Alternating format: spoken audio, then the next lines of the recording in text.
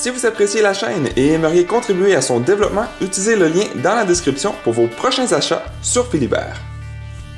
Bonjour tout le monde, aujourd'hui je vous présente le jeu Qui dit. Donc c'est un jeu de jeu passe-carte, puis ça prend environ 15 minutes à jouer, et puis c'est pour 2 joueurs ou plus. Et puis c'est un jeu assez simple, comme vous pouvez voir, ici c'est les seules règles du jeu. Et puis ce qui est bien, c'est qu'on peut le retrouver en français, en anglais, en portugais et en espagnol. Donc pour le côté français, vous pouvez appuyer sur pause si vous voulez lire les règlements. Donc, la façon que ça fonctionne, c'est que chaque joueur, au début de la partie, va recevoir 5 cartes. Puis, les cartes, c'est tout simplement une image avec un mot. On a quelques cartes spéciales que je vais expliquer un petit peu plus tard dans la vidéo. Et puis, la première chose que vous allez faire, eh bien, c'est tout simplement tourner la première carte sur le dessus du paquet ici. Donc, ici, on a le mot « forêt ». Donc, chaque joueur va regarder dans leur carte. Et puis, le premier joueur qui va commencer, bien, c'est la dernière personne à avoir terminé un livre. Donc, par exemple, si je suis cette personne, eh bien, je vais regarder dans mes cartes et puis je vais essayer d'associer mes cartes à la carte qui est ici. Donc, si on regarde ici, on a un petit exemple. Donc, premièrement, on aurait la carte Soleil qui serait ici, d'après cet exemple. Puis, un joueur aurait la carte avec une étoile. Donc, le joueur ici dirait tout simplement qui dit soleil, qui serait la carte ici, dit étoile. Puis là, il doit donner une raison pourquoi est-ce qu'on associe le mot soleil avec le mot étoile. Donc, qui dit soleil dit étoile parce que le soleil est une étoile. Et puis, les autres joueurs vont décider si ils acceptent cette réponse. Si oui, eh bien, on continue. Sinon, eh bien, il va devoir reprendre la carte. Donc, si le lien est accepté par le groupe, c'est au tour du prochain aventurier. Et puis, si le lien est refusé par le groupe, donc la majorité, donc ici j'en ai 2, il me faudrait la majorité. Il faudrait que les 2 acceptent. Si j'en aurais 3, mais 2 personnes acceptent, une personne n'accepte pas, eh bien, ça serait accepté quand même. Et puis, donc, l'aventurier reprend sa carte, jouer, et puis j'ai une carte supplémentaire. Donc, si ce n'est pas accepté, il reprend sa carte et il ajoute une carte dans son paquet de cartes. S'il a oublié de mentionner la formule magique, c'est-à-dire qui dit soleil dit étoile, donc s'il n'a pas dit qui dit de la bonne façon, ou peu importe, eh bien, même chose arrive, donc il reprend sa carte, puis il doit en piger une carte supplémentaire.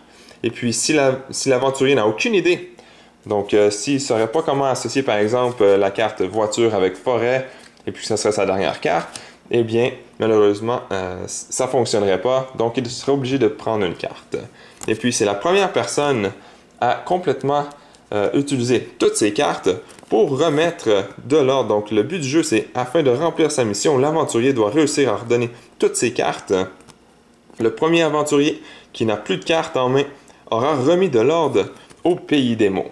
Donc, si je reviens à l'exemple ici, donc on a forêt, donc on aurait voiture, soleil, la carte ici que je vais expliquer après, océan et puis oiseau. Donc, je pourrais tout simplement, je vais prendre celle-ci, je pourrais dire qui dit forêt dit oiseau, parce qu'on retrouve toujours des oiseaux dans la forêt. Donc, ils vont dire oui, est-ce qu'on accepte ou non? Puis là, ils vont sûrement dire oui, je crois que c'est une bonne raison. Donc, on continue. Je n'ai pas besoin de reprendre ma carte ou d'en piger une nouvelle. Donc, maintenant, il m'en reste seulement 4. Le prochain joueur, maintenant, il va faire une association avec la carte oiseau. Donc, il va regarder donc valise, nuit, porte, volcan ou pomme. Peut-être... tiens, peut-être nuit ou...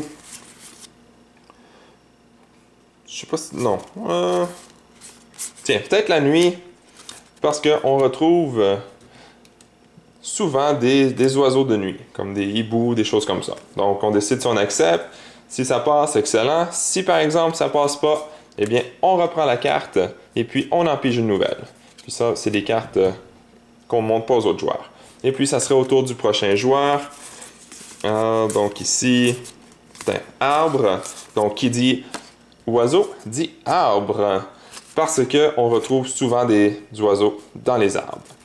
Si c'est accepté, excellent, on passe au prochain joueur. Et puis on continue jusqu'à temps qu'un joueur se soit débarrassé de toutes ses cartes et puis il gagne la partie.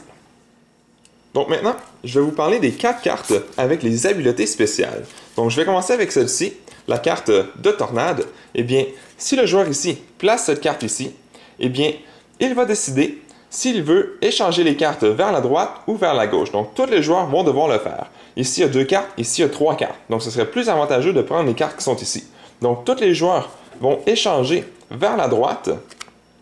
Donc les cartes vont aller au prochain joueur, ceux-ci vont aller ici, et puis ceux du joueur ici vont aller ici. Donc, maintenant, il y en avait 3 avant, et puis maintenant, il y en a seulement 2. Donc, ça peut être assez avantageux si on la joue au bon moment. Ensuite, on a la carte inverse. Donc, c'est un parapluie. Ce que ça nous permet de faire, eh bien, c'est de nous protéger d'une pluie de cartes, si on veut.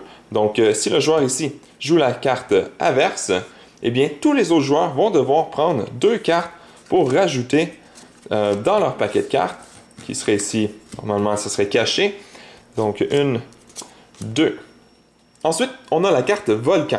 Donc, par exemple, si le joueur ici joue cette carte, eh bien, il va choisir un joueur qui va devoir défausser toutes ses cartes, donc, qu'il a dans ses mains. Et puis, on va tout simplement les mettre ici.